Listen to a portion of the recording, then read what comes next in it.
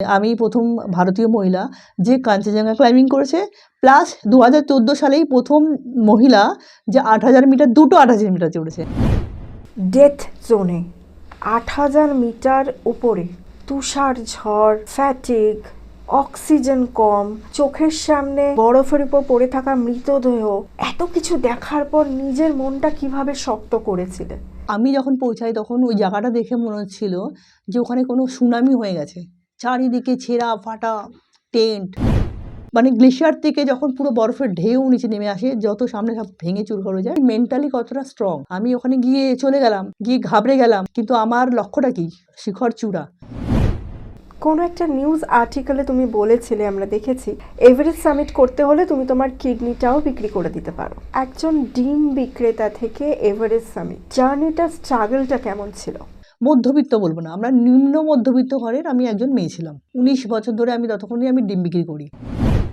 4 দিন আমরা এরকম ওয়েট করি, ওখানে ওয়েদার ক্লিন হচ্ছে না। যখন আমি চড়ছিলাম তো আমার অক্সিজেন মাস্কের মধ্যে না ওর পাইপটা ফুটো ছিল, এই জন্য আমার অক্সিজেন আমার এখানে আসছিল না, অক্সিজেন কোনো জায়গা থেকে বেরিয়ে যাচ্ছিল। যেতে যেতে হঠাৎ করে আমার হাতের মধ্যে একটা ঠান্ডা ফিল হলো, আমার অক্সিজেন যাচ্ছিল না, এই জন্যই ভেন্টিলেশনের মেশিনটা এত অবধি দেওয়া হয়েছিল, মানে কৃত্রিমভাবে আমি নিচ্ছিলাম, আমার বডি আমাকে নিচ্ছিল না, মেশিন দিয়েই দিচ্ছিল, ওই শক্তিটাও ছিল না। 5 দিন আমি কোমাতে ছিলাম। 2013-তে 5টা কোরিয়ান এসেছিল ওখানে ক্লাইম্বিং করতে, 5টার বডি ওখানে পড়ে আছে। যখন আমি নামছি এবার পুরো একদম তাজা, 1 বছর হয়েছে, এইভাবে বসে আছে ব্যাগের মধ্যে একটা রকের মধ্যে। সেদিনকে পূর্ণিমা ছিল, একদম ঝকঝকে। ক্লাইম্বিং করে উঠছি, হঠাৎ করে দেখছি একজনকে বসে আছে। এবার ভাবুন আপনি, হঠাৎ করে যদি একটা কেউ বসে থাকে, আপনার ভেতরটা কিরকম লাগে, ধক করে ওঠে আর কি। আমাদের সঙ্গে সঙ্গে রোপটাকে টেনে অন্যদিকে চলে গেলাম, নিয়ে উঠে গেছি, কিন্তু জানি যে ওটা একটা ডেড বডি। এবার ফেরার সময় কি হয়, যারা ভাবছে পাহাড়ে যেতে চায়, পাহাড়ে যায়, তাদেরকে বলবে একবার সমুদ্রের তলায় যাও। এত সুন্দর, এত সুন্দর, মানে আমি যদি মাউন্টেনিয়ার না হতাম তাহলে হয়তো স্কুবা ডাইভার হতাম। কিছু মানুষ থাকে যারা স্বপ্ন দেখে, আর কিছু মানুষ থাকে যারা স্বপ্নকে নিজের হাতে তুলে নেয়। আজকে আমাদের সাথে যিনি আছেন তিনি এই সেকেন্ড ক্যাটাগরি। ভারতবর্ষের প্রথম মহিলা এভারেস্ট এবং কাঞ্চনজঙ্ঘা শৃঙ্গজয়ী তুষি অনিচ্ছা, ডিম বিক্রি করে যার জীবন শুরু। টাকা নেই, ব্যাকআপ নেই, স্পন্সর নেই, তাও মাউন্ট এভারেস্টের চূড়ায় দাঁড়িয়ে তিনি বলেছেন, ইয়েস, আই ডিড ইট। আজকের এপিসোডটা শুধু ইন্টারভিউ নয়, এটা একটা উঠে দাঁড়ানোর গল্প। আজ আমাদের কেআইপি স্টুডিওতে আছেন ফাইটার, কাঞ্চনজঙ্ঘা সামিটার, এভারেস্ট শৃঙ্গজয়ী তুষি অনিচ্ছা। কেমন আছো? খুব ভালো। যারা অ্যাডভেঞ্চার স্পোর্টসের মধ্যে থাকে তারা mentally and physically always fit and fine থাকে। বাংলা একটা কথা আছে, শরীরের নাম মহাশয়, যা সবে তাই সয়। সে যদি মানে সাধারণ মানুষ হয় তার জন্য এটা মানে লাগু আর কি, আর একটা স্পোর্টস পার্সনের জন্যও লাগু। ওয়ার্ল্ডের first highest mountain Mount Everest, third mountain Kanchenjunga expedition করেছো, কিন্তু সেকেন্ড হাইয়েস্ট মাউন্টেন মানে K2 কবে এক্সপেডিশনে দেখতে পাবো তোমাকে? World first highest mountain Everest and Kanchenjunga, আপনি ঠিক বলেছেন। এটা আমাদের আর কি, মানে সব মাউন্টেনিয়ার, বিশেষ করে যারা ভারতীয় মাউন্টেনিয়ার, ওদের কাছে একটা স্বপ্ন যে ওরা কোনোদিনও K2 চড়তে পারবে কি না। হ্যাঁ, তারা যে চড়তে পারবে না, তাদের ওটার উপরে কিন্তু K2 ডিপেন্ড করছে না যে ওর ডিফিকাল্টি কতটা। এটা হচ্ছে দুটো দেশের উপর ভিত্তি আর কি, K2 ভিত্তির কারণ হচ্ছে ভারতীয়দের বা যারা ভারতীয় তাদেরকে K2 ক্লাইম্বিং করতে দেওয়া হয় না। কিন্তু আমার একটা জিনিস ভাবতে মানে হাসিও পায়, আর বুঝে পাই না কোশ্চেনের আনসার পাবো কি না। যদি ইন্ডিয়ান আর পাকিস্তানের যদি ক্রিকেট হতে পারে, তাহলে মাউন্টেনের ক্ষেত্রে K2 আমাদের ইন্ডিয়ানদের কেন চড়তে দেয় না? বাকি সবার জন্য, নেপালি থেকে শুরু করে আদার্স যে কান্ট্রি আছে তারা তো সবাই চড়ে, রাশিয়ান চড়ে, রাশিয়ান থেকে আপনার শ্রীলঙ্কার থেকে শুরু করে সবাই K2 চড়তে পারে, খালি একমাত্র ভারতীয় যারা তারা K2 ক্লাইম্বিং করার পারমিশন পায় না। যখন আমি এভারেস্ট ক্লাইম্বিং করি তখন থেকেই আমার মাথায় প্ল্যান ছিল যে আমি খালি এভারেস্ট করেই থেমে থাকবো না, আমাকে অন্য আরও যেগুলো 8000 মিটারের হাইটের 14খানা মাউন্টেন বলে, এখন তো অনেক বেশি, তার মধ্যে আমাকে একটা দুটো ক্লাইম্বিং করতে হবে। কারণ খালি এভারেস্ট করার পর, হ্যাঁ এভারেস্ট হাইয়েস্ট মাউন্টেন, এর উপরে আর কিছু নেই, কিন্তু ওপরে নেই বলে যে নিচে ওগুলো কম টাফ বা কম চড়তে পারবো কি না, নিজের ক্যাপাবিলিটি আছে কি না, সেটাও একটা মানে খতিয়ে দেখার ব্যাপার। তো সেই জন্য আমার ইচ্ছা ছিল যে আমি এভারেস্টের পরে যে কোনো একটা 8000 মিটার ক্লাইম্বিং করব।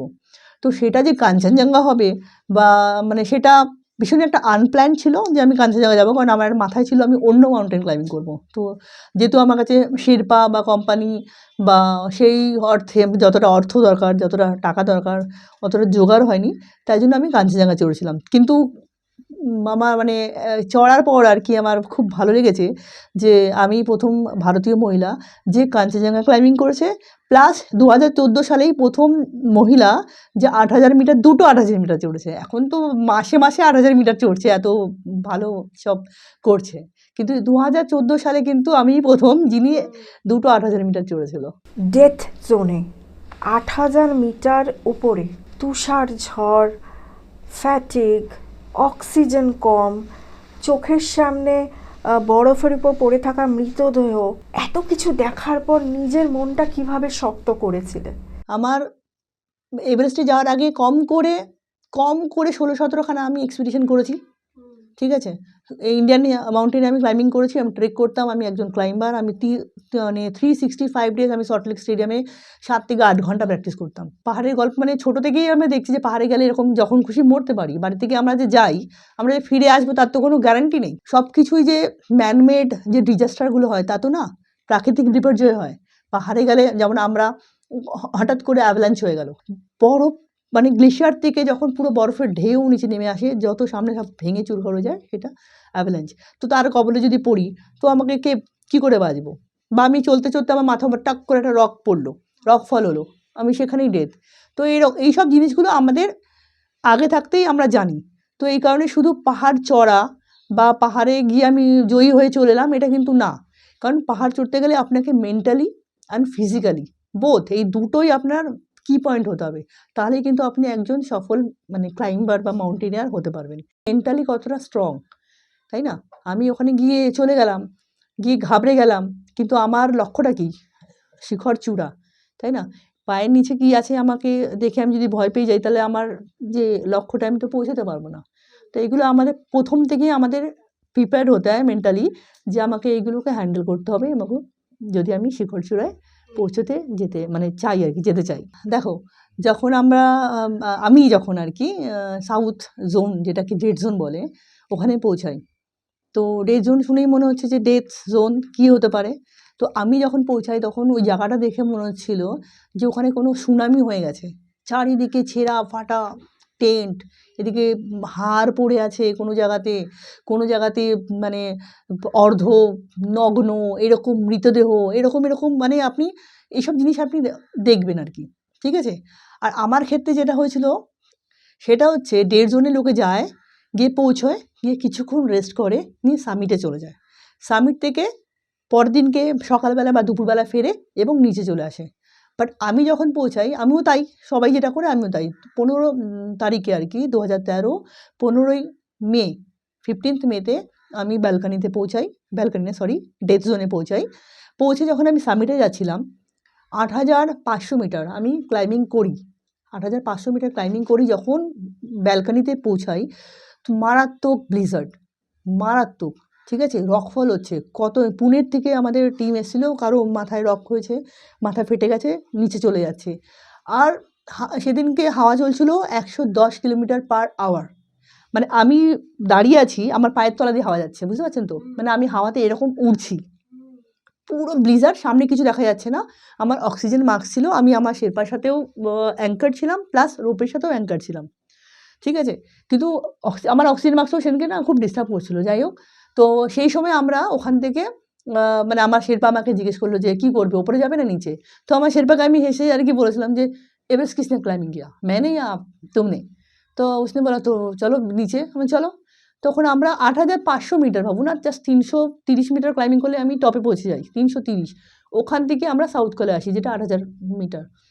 এসে দেখি আমার টেন্ট পুরো ফেটে চৌচির হয়ে গেছে, ওপরে পুরো ফাটা, একদম মানে ফর করে উঠছে। খালি অক্সিজেন যে সিলিন্ডারগুলো ছিল ওর জন্য বেঁচে গেছিলো, না তো উড়ে চলে যেত। তো কোনো মতে মানে যে আমার শেরপা পূর্বা শেরপা আর আমি মিলে কোনো মতে ওটাকে আমরা বেঁধে টেন্টের মধ্যে কীভাবে ঢোকে, মানে ছিঁড়ে গেছিলো বলে আমরা রিগলিং করে মানে গিরগিটির মতো এরকম হামাগুড়ি দিয়ে আমরা টেন্টের ভেতরে ঢুকে 15, 16, 17 4 দিন আমরা এরকম ওয়েট করি ওখানে। ওয়েদার ক্লিন হচ্ছে না, ওয়েদার খারাপ তো খারাপ, প্রত্যেক দিন খারাপ, সামিট হচ্ছে না। আর সেদিনকে যখন আমি চড়ছিলাম তো আমার অক্সিজেন মাস্কের মধ্যে না ওর পাইপটা ফুটো ছিল, তো এই জন্য আমার অক্সিজেন আমার এখানে আসছিল না, অক্সিজেন কোনো জায়গা থেকে বেরিয়ে যাচ্ছিল, কিন্তু বাইরে মাইনাস টেম্পারেচার, তো এখান থেকে আমার যে কার্বন ডাই অক্সাইডটা বেরোচ্ছিল এই গরম হাওয়াটা ও এখানে গিয়ে জমে যাচ্ছিলো, আর বরফ পড়ছে গিয়ে আমার এখানে একটা ছিদ্র হয়েছিল, ফুটো হয়েছিল, 5টা লেয়ার আমার এখান থেকে বেরিয়ে গেছিলো, 5টা লেয়ার, আমার ছবি আছে এখান থেকে, এই জায়গা থেকে। আর একটুখানি ফুটো হয়েছিল, জাস্ট একটা ফুটো, যখন আমি নিচে এলাম রাতেবেলা দেখলাম যে আমার এখানটা একটু হয়েছে, তো পূর্বাকে জিজ্ঞেস করলাম যে এটা কী হয়েছে, তো বললো আমি জানি না কী হয়েছে, তো বললো আমি জানি কী হয়েছে, তো ওকে বললাম যে মানে জল গরম করো, তো জল গরম করে আমি একটু নুন দিয়ে ওটাকে সেঁক দিয়েছি, নিয়ে শুয়ে পড়েছি, তখন 3টে হবে আমরা ঘুমিয়ে পড়েছি। পরের দিন যখন সকালবেলা উঠলাম দেখি আমার এই চোখটা এরকম বন্ধ হয়ে গেছে আর এটা এরকম উঁচু হয়ে গেছে, ঠিক আছে। ওই অবস্থাতে ওখানে 2-3 দিন আমি থেকেছি, প্রতিটা কেউ যখন নিচ থেকে সবাই উঠে আসছে আর কি, ওই সময় ওখানে কি হচ্ছে তো নিচের লোকরা তো জানতে পারছে না যে ওখানে কি হচ্ছে, তো যখন নিচ থেকে লোকেরা সাবমিট করতে আসছে, তো যত পুরনো হেরপা জানাশোনা লোক এসে দেখছে, বলছে मेरे को মানে ये क्यों बैठे है, इसको फ्रॉस्ट बाइट हो गया, फ्रॉस्ट बाइट, ঠিক আছে, এরকম বলছে নিচে যাও। আর আমি গেছিলাম না একদম ফার্স্ট টিমে, যাতে কারণ এভারেস্টের সাউথের দিক দিয়ে প্রচণ্ড ট্রাফিক জ্যাম হয়, লম্বা লাইন, আপনাকে ওয়েট করতে হবে, ট্রাফিক জ্যামে পড়তে হয়, এই কারণে মানে যে আমার শেরপা ডিসাইড করছিল, হ্যাঁ, তো প্রথম চলে গেছিলাম যাতে আমি কোনো লাইনে না দাঁড়াই, তো এই কারণেই গেছিলাম। তারপরেও সেই আমাকে 3 দিন ওয়েট করতে হয়েছিল, যেখানে বাতাসে অক্সিজেনের পার্সেন্ট হচ্ছে 0%, ওকে, সেখানে 3 দিন আমি ওখানে ছিলাম, 4 দিনের মাথায় আমি সাবমিট করতে যাই, তো আমার পেট গুড়গুড় এরকম করছিল আর কি, মনে হচ্ছিল যেন লুজ মোশন হবে। এবার আমি পূর্বা করলাম যে আমার ভীষণ মনে হচ্ছে যে এরকম হবে আর কি, তো যেখানে গিয়ে লোকে অক্সিজেন সিলিন্ডার চেঞ্জ করে ওখানে গিয়ে আমি পটি করছিলাম, ঠিক আছে। এবার পটি করার পর না আমাকে একদম মানে বডি যেন ছেড়ে দিয়েছে, মানে এরকম ব্যাপার, আমি পুরো বলছি পূর্বা বলছি যেন চলতে পারবো না, বলছে কই কুছ নেই হোগা চলো, ওখান দিয়ে যখন আমি চলছি তার আগে আমাকে 10টা স্টেপ আগে আমার মনে হচ্ছে আমি চলতে পারবো না, কারণ 4 দিনে অলরেডি আমার বডি কাহিল, বডিতে অক্সিজেন নেই, ওই অক্সিজেন কী যাচ্ছে কি না যাচ্ছে কোনো বিশ্বাস নেই। যেতে যেতে হঠাৎ করে আমার হাতের মধ্যে একটা মানে মনে ঠান্ডা ফিল হলো, ঠান্ডা, আমার হাতে অলরেডি 3টে লেয়ার আমার গ্লাভস পরা ছিল, একটা হচ্ছে মানে স্কিন, ওই তার উপরে একটা পাতলা, তারপর হচ্ছে মিটন যেটা মেন গ্লাভস থাকে, তার ভেতরে আমি ঠান্ডা পেয়েছি, মনে হচ্ছে আমার একটা হাতের মধ্যে ঠান্ডা ফিল হলো। এবার চলতে চলতে আমার মনে হলো যে ওপর থেকে হয়তো আইস ভেঙে পড়ছে, ওটা লেগেছে, ঠিক আছে, আমি চলে গেছি, কিন্তু ওই ঠান্ডাটা লাগার পর আমার যেন একটা কোথা থেকে একটা পাওয়ার চলে এলো, কে জানে কি কোথা থেকে, একদম খুব স্পিড বেড়ে গেল, ফাটাফাট আমার জোশ চলে এলো, কিসের জন্য আমি কিছু বুঝিনি, আমি সাবমিট করে দিলাম, আরামে সাবমিট করলাম, করে এসে পরের দিন সকালবেলা যখন আমি ব্যালকানিতে বসে আছি, বসে আমরা ওখানে রেস্ট করছি, জল ফল খাচ্ছি, তখন আমি पूर्वा को बोललाम पूर्वा पता है कल रात को क्या हुआ था, यही जगह से जब मैं यहाँ से जा रही थी मुझे लग रहा था मैं चढ़ ही नहीं पाऊंगी, लेकिन मेरे हाथ में कुछ ठंडा फील हुआ, और उसके बाद मेरे को पता नहीं कहाँ से पावर आ गया, तो वो मेरे को दूर दिखाया, बोलो वो देखो, मैंने देखा दीवार में एक लड़की का बॉडी, ঠিক আছে, একটা মেয়ের বডি পড়ে আছে, অনেক দিনে বহু বছরের পুরনো, আমি দেখলাম, নিয়ে ও আমাকে একটা গল্প বললো এভারেস্টে 3টে মেয়ের আন্ডারে এভারেস্ট, ঠিক আছে, ওরাই ডিসাইড করে যে কাকে চড়তে দেবে কাকে চড়তে দেবে না, যে কালকে তোমাকে ও সাপোর্ট করেছে এই জন্য তুমি চড়তে পেরেছো,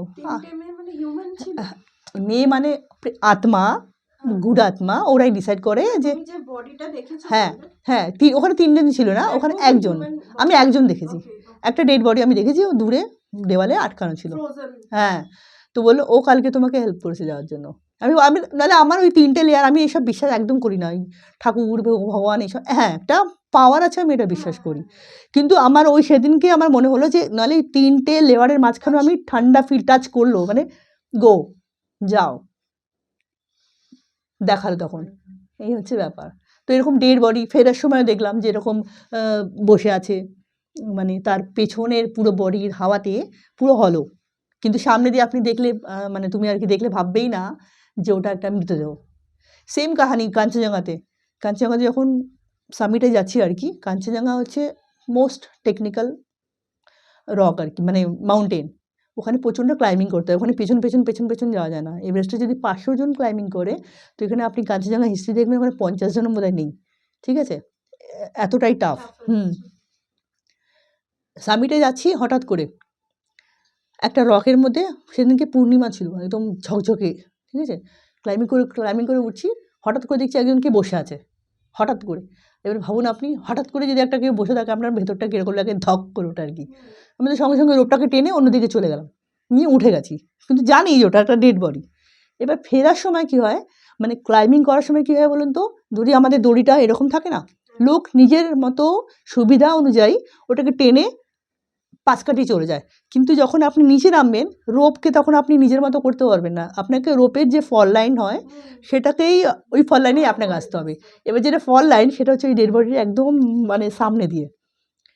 তখন আমি ওখানে দাঁড়িয়ে আর কি, একজন কোরিয়ান ছিল আর কি, আগের বছর আমার 14তে ক্লাইম্বিং করেছি, 2013তে 5টা কোরিয়ান এসেছিলো ওখানে ক্লাইম্বিং করতে, 5টার বডি ওখানে পড়ে আছে, ঠিক আছে? তো সেই বছরেও 2014 সালেও কোরিয়ান এক্সপিডিশন হয়েছিল ওদের লিডারকে নিয়ে আসার জন্য। তো ওরা বোধহয় 2টো না 3টে পেয়েছিল, কিন্তু লিডারকে পায়নি। তো ওখানে ওই কোরিয়ান ওই মানে জাস্ট টপের কিছুটা আগে ওখানে পড়েছিল। যখন আমি নামছি, এবার পুরো একদম তাজা, 1 বছর হয়েছে, এইভাবে বসে আছে ব্যাগের মধ্যে, ঠিক আছে? তখন আমি ওখানে দাঁড়িয়ে দাঁড়িয়ে প্রে করছি, ভাই তুমি যেই হও প্লিজ আমাকে অ্যালাউ করো, আমি তোমাকে ডিস্টার্ব করতে চাই না, আমি তোমার আত্মার শান্তি কামনা করছি, আর প্লিজ আমাকে যেতে দিও। মানে আপনি ভাবুন একটা ডেড বডিকে, ঠিক আছে? আপনি যেখানে থাকুন ভালো থাকুন, আর প্লিজ আমাকে হেল্প করবেন যাওয়ার জন্য, বলে আমি জাস্ট এইভাবে টোপকে আমি ওনাকে ক্রস করে তারপরে আমি ক্লাইম্ব ডাউন করি কাঞ্চনজঙ্ঘাতে। বুঝুন আমাদের এরকম ডেড বডির সাথে আমাদের লিড করতে হয়। তোমার গুজবাম্প হচ্ছে। হবেই, আমার নিজেরই হচ্ছে, মানে ফিল হচ্ছে যে আমি এখনই ওখানে। কিন্তু আমি শুনে আমি ভিজুয়ালাইজ করছি। আর তো এরকম কাহানি হয় বডি ফডি। তো আর আচ্ছা, এগুলো কি ডেফিসিয়েন্সি অফ অক্সিজেনের জন্য মোস্টলি হয় নাকি কি রিজনস গুলো কি থাকে? অনেক কিছু থাকে, দেখুন ফিজিক্যাল ফিটনেস থাকে, ঠিক আছে? কারো অনেকে হয়তো হার্ট অ্যাটাকও করে। হতে পারে। তারপরে হচ্ছে আপনার হাইপোথার্মিয়া হয়ে গেলে প্রচণ্ড এক্সস্ট হয়ে যায়, এবার একটু বসে পড়লো, বসে ঘুমিয়ে পড়লো, ঘুমিয়ে পারলে মানে ঘুমিয়েই পড়লো, সে এতটাই সে আর কি মানে রেস্টলেস, আর শরীরে আর কোনো জোর নেই যে সে একটা স্টেপ আগে যাবে। এবার যে বসে পড়লো তার আর ওঠার ক্ষমতা রইল না। এইরকমভাবে মৃত্যু হয়। তুষার ঝড় এসছে, ওয়েদার খারাপ হয়ে গেছে, আমি রাস্তা হারিয়ে ফেলেছি, এক রাস্তা থেকে যেতে গিয়ে অন্য রাস্তায় যাচ্ছি, সেই সময়ও মরে যায়, বা কেউ উড়ে চলে যায়, এসবও হয়। প্যাশন কতটা ডেঞ্জারাস হতে পারে? কোনো একটা নিউজ আর্টিকেলে তুমি বলেছিলে, আমরা দেখেছি, এভারেস্ট সামিট করতে হলে তুমি তোমার কিডনিটাও বিক্রি করে দিতে পারো। তো একজন ডিম বিক্রেতা থেকে এভারেস্ট সামিট, জার্নিটা, স্ট্রাগলটা কেমন ছিল?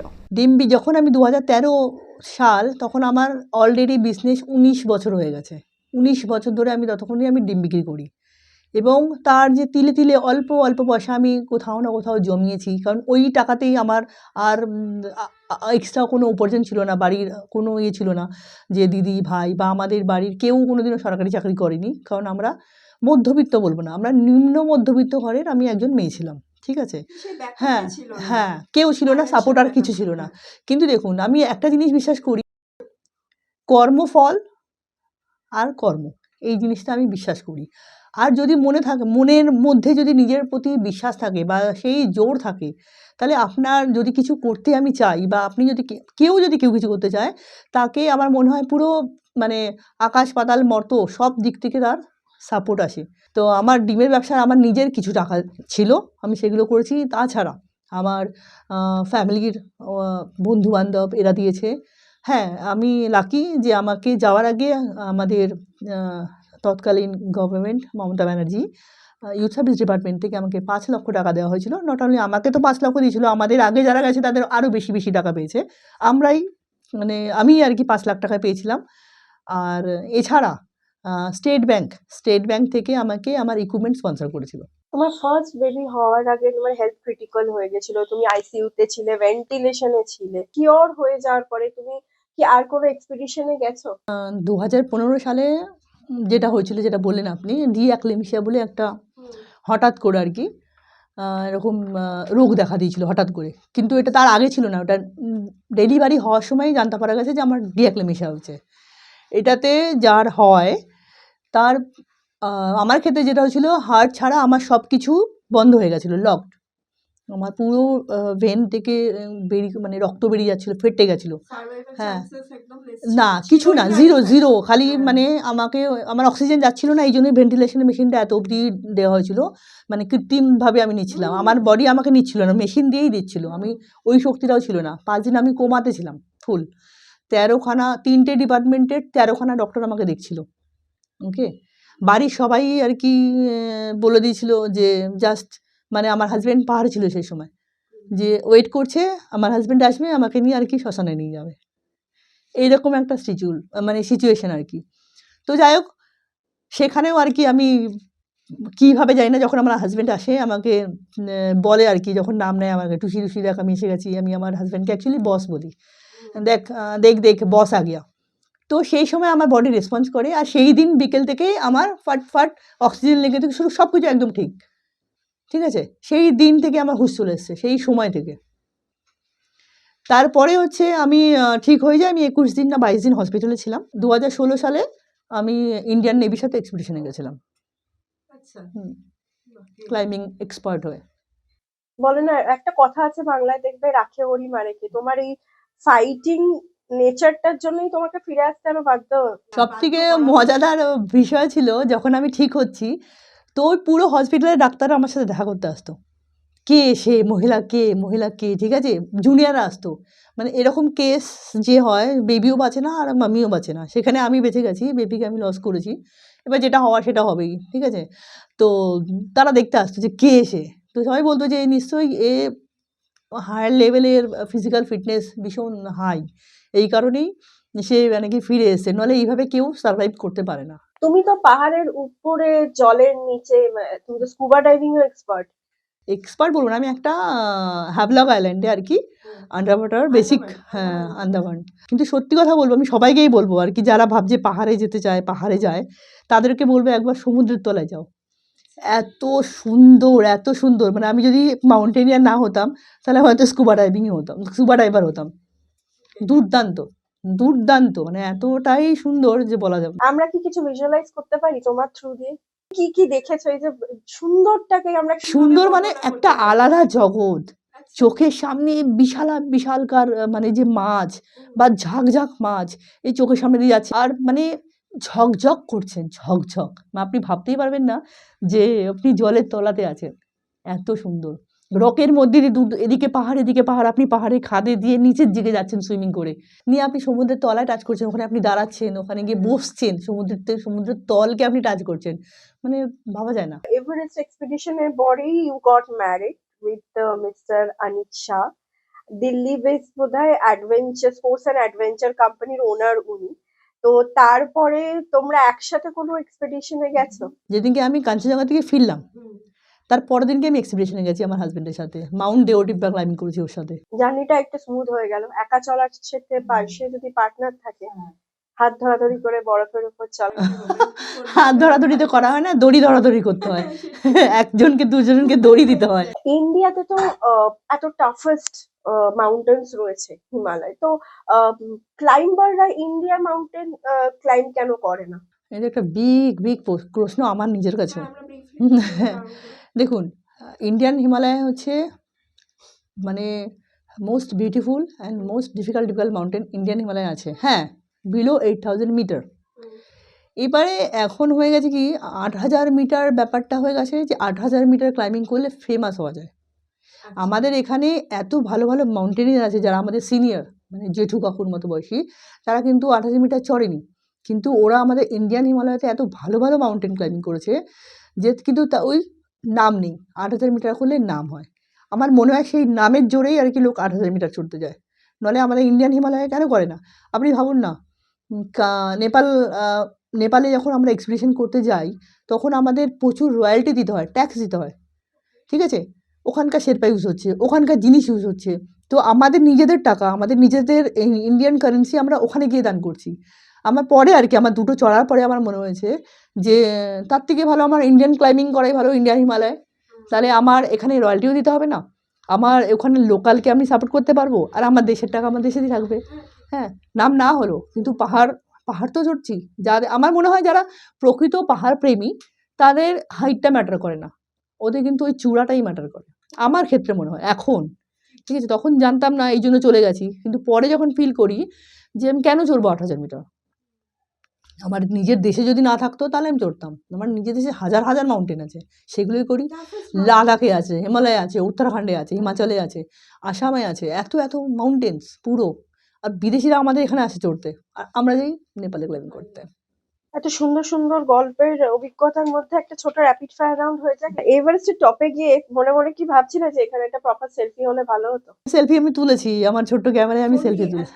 ক্যামেরা, ফোন নিয়ে যাইনি, ফোন নিয়ে যাইনি, আমি সেলফি তুলেছি কারণ আমার কাছে এক্সট্রা ব্যাটারি ছিল। তো সেলফি অবশ্যই আমার হেরপার সাথে আমি সেলফি তুলেছিলাম টপে। বেস ক্যাম্পে সবচেয়ে বোরিং জিনিস কি ছিল? খাবার, ওয়েটিং না ওয়েদার? আমার কাছে তিনটের একটাও ছিল না, কারণ আমি বোর হতামই না। খাবার আমি শেরপাদের খাবার খেতাম, ঠিক আছে, কারণ আমার যেখানে আমি যে এজেন্সির হয়ে গেছিলাম সেখানে অন্যান্যরা না ভেজ খেত, ওকে। আর আমি আগে থাকতেই জানতাম যে পাহাড়ে একটু প্রোটিনের দরকার হয় পাওয়ারের জন্য, বা ননভেজ খেতে হয় আর কি, ঠিক আছে। হ্যাঁ, ননভেজ খেতে হয়, ননভেজ খেলে একটু অক্সিজেনটা বেশি খরচা হয় ওটা হজম হতে। কিন্তু আমি যেহেতু একটু নন ভেজিটেরিয়ান আর কি, হার্ডকোর নন ভেজিটেরিয়ান, তো আমি না শেরপাদের সাথে খেতাম, কিচেনে ওদের যে রান্না হতো আমি ওদের সাথে খেতাম। আর এভারেস্ট বেস ক্যাম্প, যেটা আমি ফেরার পরেও বলেছিলাম, এভারেস্ট বেস ক্যাম্পে কী হয় জানেন, আপনি যদি মনে করেন যা চাইবেন, আপনি পিৎজা খেতে চান অর্ডার করুন, আপনার পিৎজা চলে আসবে। কারণ নামচে বাজারে হাট বসে, নামচে বাজার, তো ও আর শুক্রবার না শনিবার, এখন দিনটা ভুলে গেছি, ওখান থেকে হেলিকপ্টার আসে। যখন ওখানে হাট বসে তখন এখানকার আমাদের কার কি লাগবে অর্ডার দেয়, পোর্টার টাইপের, মানে লোকাল কি বলে ওটাকে, ডাক যেমন বলে না, পোস্ট কার্ড বিলি করে, যেরকম হোলসেল বিক্রি করতে আসে আর কি। তো আমাদের লিস্ট দিতে হয় যে কার কী লাগবে। আপনি যদি বলেন চিংড়ি মাছ চাই, আপনি চিংড়ি মাছও পাবেন, ওকে। হ্যাঁ, আপনি যদি যা চাইবেন আপনি তাই পাবেন। তো ওখানে ওই ফেসিলিটিটা ছিল যে আপনার কিছু পাবেন না আর কি। তো এই জন্য খাবারে হয়নি। আর ওয়েদার খালি লাস্টে ওই 4 দিনটা খারাপ পেয়েছি, বাকি দুর্ধর্ষ ওয়েদার। নেটওয়ার্ক ছাড়া কয়েকদিন থাকা, ইনস্টাগ্রাম আর হোয়াটসঅ্যাপ ছাড়াও জীবন চলবে, এটা বুঝেছিলে? এই ক্ষেত্রে না নেপাল গভর্নমেন্টকে মানে সাধুবাদ দিতে হয়, যেটা আমাদের ইন্ডিয়াতে এখনো পর্যন্ত হয়নি। এভারেস্ট বেস ক্যাম্পে দুর্দান্ত নেটওয়ার্ক। আমরা ফেসবুকে করতাম, আমরা ডেলিভারিতে ফোন করতাম। আপার বেস ক্যাম্প অবধিও আপনার সিগন্যাল একদম অত ভালো সিগন্যাল নিচেও পাওয়া যায় না ওইখানে। তো সুতরাং হোমসিক হওয়া বা আমি সোশ্যাল মিডিয়া থেকে ডিট্যাচ সব কিছু না। লোকে আপনি দেখবেন এখন ফোন খুলবেন, বেস ক্যাম্পে বসে আছে, ফাটাফাট ফটো আপনি ওখান থেকে পাঠাচ্ছে। মাই গড। এভারেস্টের পর কোনটা বেশি মিস করছিলে? মায়ের হাতের রান্না নাকি নরমাল অক্সিজেন? সবথেকে হলো বাড়ি এসে নিজের লোকেদের মাঝখানে থাকা, এটা মিস করছিলাম যে কবে আমি আমার ভালো বন্ধুর সাথে দেখা করবো, আমার বাড়ির লোকদেরকে দেখবো। মায়ের হাতের ডাল ভাত, আলু পোস্ত। একদম। Climbing boots versus high heels, কোনটা বেশি পেইনফুল? Painful high heel.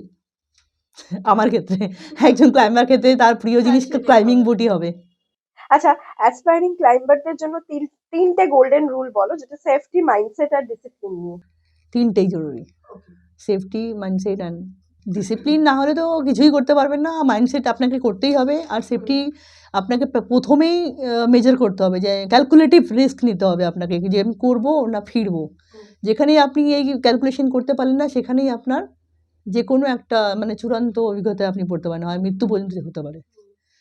তিনটেই জরুরি। যারা বলে ইম্পসিবল বা সম্ভব নয়, তাদের জন্য তুমি একটা মেসেজ দাও। ইম্পসিবল, আপনি ওটা ভাঙুন, দেখবেন I am possible. I am possible, that's mean nothing is impossible, তাই না? একটা জাস্ট অ্যাপোস্ট্রফি দিন। হ্যাঁ, আই অ্যাম, আপনি ওটাকে ভেঙে দিন, ওটাকে আই অ্যাম ইম্পসিবল লিখুন, তারপরে ওটাকে ব্রেক করুন, আই অ্যাম পসিবল। তো what is impossible? Nothing is impossible. পাহাড় তো শুধু পাথর নয়, সেটা বুঝলাম। পাহাড় কি শিক্ষা দেয় মানুষ? পাথর নয়, কিন্তু আমাদের মনটাকে পাথরের মতো করতে হয়, ঠিক আছে। আমাদের বাড়ির ফ্যামিলির, পরিবার, প্রিয়জন এসবকে আমরা ছেড়ে পাহাড়ে যাই, কিন্তু পাহাড়েই যদি আমি মনটাকেই যদি নরম করে রাখি, তাহলে কিন্তু ওইখানে গিয়ে আমি ওই শক্তিটা পারবো না, শিখর চড়তে পারবো না, তাই না? আর একটা শিক্ষা দেয়, বি অনেস্ট, বি অনেস্ট, ঠিক আছে? তুমি চড়েছো, সেটাই বলো আমি চড়েছি, কিন্তু চড়োনি এসে বলছে আমি ক্লাইম্বিং করেছি, এটা কিন্তু পাহাড় এক ফোঁটাও মেনে নেয় না। পাহাড় তাকে উচিত শিক্ষা দেবেই দেবে। তোমার গল্প আমাদেরকে এটা শিখিয়ে দিল যে ব্যাকগ্রাউন্ডটা ম্যাটার করে না, টাকা পয়সার লিমিটেশনও ম্যাটার করে না। মনে যদি শক্তি থাকে আর ইচ্ছে থাকে, সৎ ইচ্ছা থাকে, তাহলে যে কোনো ইম্পসিবলকে পসিবল করা যায়। আই অ্যাম পসিবল, তোমার কথাটি। থ্যাংক ইউ সো মাচ, ভীষণ ভালো লাগলো। ওকে, থ্যাংক ইউ আপনাকেও এত সুন্দর গল্প করার জন্য। ওকে, নমস্কার।